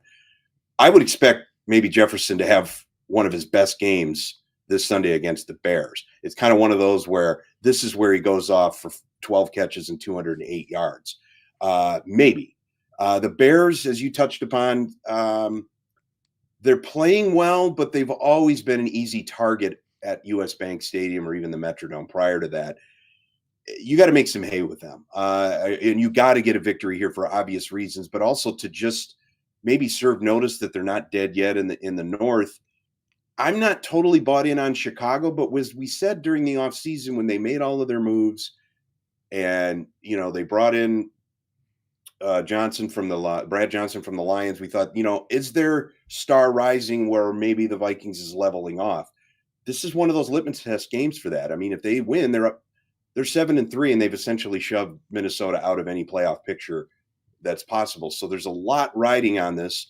I'm not totally buying in with the Bears, but I also feel like this is a game of redemption because as we see week after week, if you look awful collectively or individually, what's going to allow you to overcome that and kind of whitewash that? And it's always the next week. So I think the Bears are an opportune opponent, but you can't fall to 1-4 at home and expect to be relevant. And I expect Jefferson to really have kind of a bounce back game because he's a pro.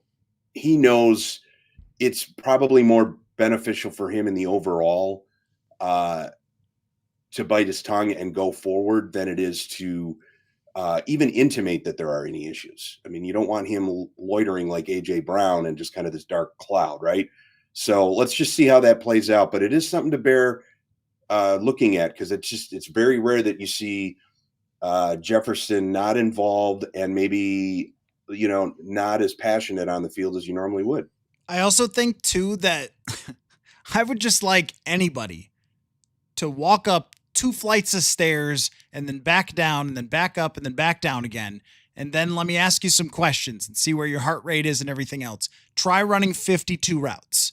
Now that doesn't excuse not going after him on the interception, that was the one I was very shocked to see because normally he would do something about that rather than kind of just walking. Maybe he was, I don't know. I think KOC maybe indicated, could have been upset with the refs or something like that, thinking that he got knocked to the ground. I don't know what it was. That's something we don't expect to see from him. I think toward the end of the game, it's exhaustion. You are out there for every single play, running route after route after route after route after route. And when the ball flies over your head by 15 yards, I mean, you're probably way too tired to be like, let's go, JJ. Come on, buddy. Like, I think that we underestimate how much mileage gets put on somebody like Justin Jefferson and the fact that he just does it week in and week out every single week. And when you're playing from behind, that's what happens. Wasn't that the throw from Favre in 2009, the one against San Francisco? The guy who caught it was, what was his name? Manny Greg Greg Lewis. Greg Lewis. I think he was only on the field because somebody else was gassed and just was done and couldn't run routes anymore at that point. And that's why Greg Lewis was on the field to make that catch, because he didn't really do a lot other than that. Like that it just kind of demonstrates what they ask of Justin Jefferson to do out there. And I think when you are that gassed and also you've had so many inaccurate passes, I mean, when I went back and watched the tape on this, I mean, there's 6 or 7 different throws to Jefferson that are hospital ball level or just not even really all that close. And if you're him, I mean, you want to make a play there. Your stat line's going to look a heck of a lot better if he hits you in some of these wide open throws. And he did, I think, drop the one in the end zone. I think that's one that we absolutely expect him to catch. And there's no excuse for not making that catch. And then maybe the game is different if he grabs that and goes down at the 1 or gets into the end zone. So like that's plays that we expect him to make, but you also have to have the ball in his general range sometimes for him to be able to go up and get a catch. And I don't know what receiver wouldn't get upset when they have that few receptions on that many targets and yet, this many balls that are coming nowhere close. So let's talk more about the Bears, and it would be Ben Johnson, Murph, not Brad Johnson. Did I say Brad Johnson? Yeah, I got Brad Johnson. Of course you. Well, it's very, very understandable to say Brad Johnson, but no, indeed it is Ben Johnson. Manny, when they tanked and the Vikings didn't, I wrote something, and I think Detroit was tanking as well, that this is really a battle of the builds. Let's see who is going to come out on top over the years. Is it going to be Chicago by tearing it all apart and going all the way to the bottom, or is it going to be the Vikings in their competitive rebuild? As of right now, the Vikings had last year in a landslide with their competitive rebuild look genius. And as of this year, the Chicago Bears look like they've nailed it. However, I understand the FanDuel question of the day was, should the Vikings really be favored in this game? And I think the reason why they're 3-point favorites on FanDuel, I think the reason why is because when you look at these games from the Bears, it's just comical how they've been able to pull out a bunch of games at the end. And this, to me, I make fun of the 1-score thing. Like, oh, the Vikings lost by 1 score. Doesn't count yesterday. They are the definition of the 1-score thing, which is barely escaping with a bunch of wins that they shouldn't have. So how good are the Bears really, Manny? Well, not only are they barely escaping with these wins, but they're barely escaping with wins against teams that are not very good. I mean, they kind of blew out Dallas at home. Dallas's defense is terrible. We know that. But they barely squeaked by in a road game against a bad Raiders team. They found a way to win against Washington, who we're starting to see now is not very good, especially without Jaden Daniels. They beat up on a bad Saints team at home. They barely found a way to win against a bad Cincinnati team, and that, they had to overcome Joe Flacco lighting up their defense to get back into that game. And then even yesterday against the Giants, they didn't get off to a great start, and they were down at halftime. I think they were down by 10 at one point, and they had to kind of come back and win. And the Giants are kind of a disaster, and they just fired their coach. So you do kind of wonder, like, the Bears don't have to apologize for being 6-3, but when you look at the 6 and you look at the 3, you're looking at wins over Dallas, Vegas, Washington, Cincinnati, and the Giants. Okay. But then you're looking at losses at home to the Vikings. You get the doors blown out of you against Detroit. You go to Baltimore a few weeks ago and get your butts whipped. How good are they really? I don't know. Again, they don't have to apologize for being 6-3, and they're in the conversation for the playoffs. But you see, their schedule is going to get a lot tougher. Depending on what happens with the Vikings on Sunday. They got Pittsburgh at home, then they're at Philadelphia, they're at Green Bay. Maybe a semi-bye week against Cleveland, but then they're taking on the Packers again. You're at San Francisco, and then you're finishing up at home against Detroit. So schedule's going to get a lot tougher, and are they going to be able to escape some of these games? It's going to be interesting to see. But I honestly, with all of that said, I'm a little surprised that the Vikings are favored, but when you look at how the Bears season, where they've gotten the 6 and where they've gotten the 3, it's actually not that surprising. And again, like I said before, eventually the Vikings are going to have to play really well at home. And I think this is a big opportunity for them to do that. So it sounded like from what you said, Murph, that whoever it is named Johnson is running that Bears team, better have him really ready, because it feels like the way that the NFL and teams bounce back and forth is, look at last week's teams. The Bills get this huge win against KC, totally overlook the Miami Dolphins, and whoopsie, the Vikings get a huge win in Detroit, come back, and are not the same. This feels like it happens all the time. Chicago is getting all of the, hey, Caleb's turning a corner, and they're so great, and they just got this big comeback win, and they're so clutch and everything else. The Vikings feel like they're going to be the more desperate team here, because what we were talking about before was survive this run of tough teams at 3-2, and you've got a chance to make a season of it. Any scenario of them going 3-2, going back to the Detroit game and then through the Seattle game, has to include them beating the Chicago Bears. And it feels like everybody on this team has to have another come to Roger Goodell moment and figure this out against Chicago. So I mean, I would agree with them being favored in this game, because they are the much more desperate team to try to save their season here. Yeah, they better be the more desperate team to save their season. Maybe it's worth another Saturday night meeting with everyone. I don't know how many times you can go to that well, but it does feel like, 4-6 would be the death knell, not only because of the numbers, but now you're 1-4 at home, and you're 3 games behind Chicago, who if you don't think should be 7-3, then you need to be taking care of business. This is absolutely a more revealing game, I think, for the Vikings than it is the Bears, because the Bears can wander out at 6-4 and figure themselves out.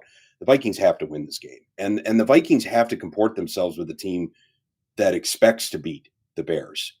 So the desperation level had better be a 10 or 12 on a scale of 1 to 10, because right now it's that you can sense them not just falling away from their division rivals, but even in the NFC, I don't think anybody's thinking much at all about the Vikings being maybe other than Vegas odds makers, that they're going to be relevant here in the second half of the season, because they have had so many missed opportunities and have looked so just disjointed week to week, quarter to quarter, even throughout the season. I'm not sure anybody really has a firm grasp on who the Vikings are, what they can be. We know what can make them successful, but they haven't been able to use any of that success to build momentum, stack up victories, and eliminate some of the problems that have plagued them all year. I mean, we know how they can win, and we know what has plagued them when they lose. Poor quarterback play, suspect play calling at the wrong time,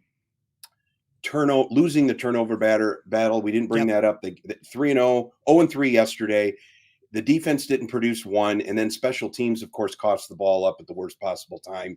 These are the things that all teams can leverage into success, but this Vikings defense in particular has been able to, the last couple of years, use those to change games, and that really hasn't happened a ton this year. And so I think this is really kind of, we're going to all look at, what does O'Connell do and how does McCarthy recover? What is the rest of the club going to do? How's Jefferson going to look? What's the crowd going to be like? What's it going to be staring at, you're 4-5 going into a game against your typical little brother rival, especially at home, and suddenly they're on the rise. If you're not able to take stock of where you're at and come up with your best performance of the year this season, coming off of such a mistake-prone game, that's going to tell us everything we need to know. So yeah, they better be the more desperate team, because it's not going to get desperate after a loss. It's going to get funereal.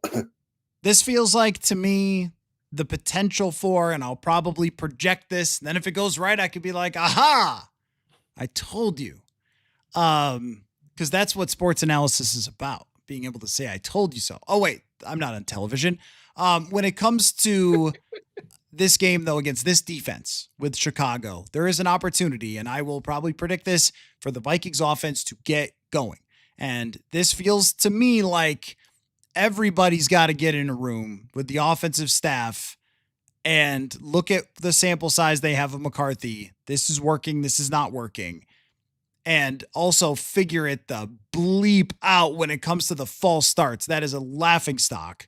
That was an absolute joke and is completely unacceptable. And yesterday there was people have asked, well, what happened there? It seems like everything happened. But no matter what it is, get it together. My God. Like that was embarrassing. I remember when I was doing play-by-play for baseball when I was just out of college, and the team that I was doing it for is single A, and they batted out of order. And one of the reasons that I ultimately got fired from that job is I said my little league team batted in order. My dad was a great coach, so we were always knowing who was going to be the next batter up. I felt like that yesterday. I felt like Pee-wee teams get the snap off. High school teams get the snap off and don't jump 8 times. This is laughable. So there's a lot of everybody's going to have to look at themselves. And if they don't come out and play like I'm projecting them to, then whatever this week feels like in terms of the freak out, which is a little bit high, I think, for fans, multiply it by about 1,000 for next week. Let's talk just before we wrap up here about what happened around the National Football League. And I noticed something today, just looking at the FanDuel Super Bowl odds, which we do each week. Kansas City is still the Super Bowl favorite, which is very funny. That they're still the favorite. They're not even in the playoffs right now. And yet I can't blame FanDuel for having that. The Los Angeles Rams have moved into second place at plus 700. The Rams are my NFC team to make the Super Bowl. Then you have Detroit at plus 800 that reminded us they are still Detroit and Washington is terrible. Philadelphia plus 850. The Bills dropped after yesterday to plus 900 after their horrendous showing in Miami. And we've got a team peeking through after a big victory yesterday for the first time that I've seen them this high in the Super Bowl odds. The Seattle Seahawks at plus 1,100 are now in the top 4, 5, 6. That's top 6 of Super Bowl odds on FanDuel. So, Manny, give me your biggest big picture takeaway or something that, what did I say last week made you go, or whatever from yesterday? Like, what was the biggest thing you took away watching football? I'm going to go with Seattle. You mentioned them. What really stood out to me is, they just kicked the crap out of the Cardinals, and the numbers that Jacoby Brissett ended up with for the Cardinals was all in garbage time because they were down 38-7, and it was just bad. But I think what stood out to me about Seattle's win and their performance yesterday was they didn't have to rely on Sam Darnold to do a lot in that game to really dominate and win that game running away. Sam kind of had a pedestrian game. I think he only threw 12 passes, and he had a pick, and he lost a couple of fumbles, and so it was a very mundane pedestrian performance for Sam Darnold, and they still just absolutely owned the Cardinals. And I think that shows that they can now, that's not a recipe for winning in the playoffs. Certainly they're going to need more from Sam Darnold, I think, to be able to do that. But I think it showed that this is a team that's really, really talented on both sides of the ball, and they're going to be a real strong force to be reckoned with, I think, come playoff time. That division is, it's a cluster with those 3 teams at the top, with the Rams and Seattle and San Francisco still hanging around, despite their injuries. So, maybe whoever ends up actually winning that division will probably have a bit of an edge. But, Seattle, they continue to play like this, they're going to be a really, really tough outcome come January. Murph, what made you go yesterday? Well, I don't think I'm alone in saying how in the world do the Buffalo Bills, take down their arch nemesis in the regular season game of the year and wander down to Miami, a team flailing around and lost with one of the worst defenses of the league and get shellacked 30-13. That's alarming because, the Bills are flawed. We know their defense was flawed, but I don't know if they're that, they don't seem to have consistent receiving play. Their running game it goes in fits and starts, and if they're one dimensional, they're very beatable. So Josh Allen being who he is, so that's kind of alarming to me that this is the kind of the Bills' moment, right? This is their season to really kind of crawl through that rapidly closing championship window, and again, the success you've had and the moments that Allen's had against Mahomes don't really add up to anything unless you get it done in January. And I don't know what they're, the Chiefs, we've been nitpicking for a couple of years too, but they always seem to be there at the end. I don't know where, this is one of those losses where you got to see how Buffalo responds, because if they still win and look sloppy doing it and don't sort of correct some of the things that have been really plaguing them most of this season, I worry they're going to be kind of wounded and lost a bit going into January. They're not going to have as much momentum and confidence. That can all be wiped away very quickly, as we know in this week-to-week league. But that, I think, might be the most stunning loss of the season. The manner in which they lost to the team they lost to, the manner in which that Miami team had been playing all year. It's the classic overlook game, but they should be better than that. They've been around the block a bit. You shouldn't get caught with the pants down if you're the Buffalo Bills. So how they respond to this is going to go a long way. Again, we keep admiring, why are the Chiefs and Mahomes still at the top? Because they rarely have games like this. They may look bad in a 17-14 loss on the road with some injury problems, but they're not walking down to a dead team. They're not going down to a dead team walking and getting shellacked like that. So that was my things that make you go, kind of moment. What I will never understand, and I can't imagine my friends in Buffalo who are doing sports talk radio having to talk about them not acquiring wide receivers for every year or every moment since Stephon Diggs left. They drafted some. Keon Coleman is just not good. Their tight end's pretty good, but we know that a tight end can't really drive an offense unless it's Rob Gronkowski. And they just don't have guys who get open, which means their offense is going to go up and down a lot based on whether they are able to run the ball. And the crazy thing to me is that Josh Allen's not throwing the ball down the field at all, which is weird because this is one of the best arms that we've ever seen in the NFL. And they are not even trying to throw the football down the field. Their defense has also been spotty. I mean, they had an amazing game against Mahomes, but it has been very spotty. And their losses are bad. They got killed by Atlanta. They got killed by Miami. Like, these are weird losses for a team that feels like it can be beaten on any given week, and they're just another average contender. And yet you look around and go, well, they got Allen, and the other great team is the Colts, who have Daniel Jones, who started to look very Daniel Jonesy the last couple of weeks, a lot of turnover-worthy plays. And Denver's got Bo Nix, who can't throw it 10 yards in the air for a completion this year.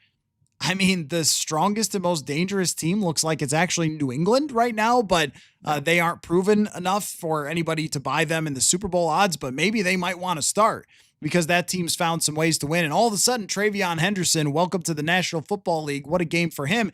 So it is, I think it's a lot of teams that are B-plus type teams in the AFC, and it is very much up for grabs. And I kind of think the NFC is Philly and LA, and then kind of everybody else. So a lot to be determined as we go forward in this week-to-week National Football League. Reminder to folks, if you're watching the replay, jump down in the comments. Make sure you answer that FanDuel question of the day. Vikings are favored against the Bears. Do you think they should be? Manny Hill will be back on Thursday night to pick the schedule, as we always do. Murph, go check out his column over at purpleinsider.football, and Murph will be back for the trio on Monday night, as always. So thanks, everybody, for watching/listening. Thank you, gentlemen, for joining, and we will see you all very soon. Football. Football. Football.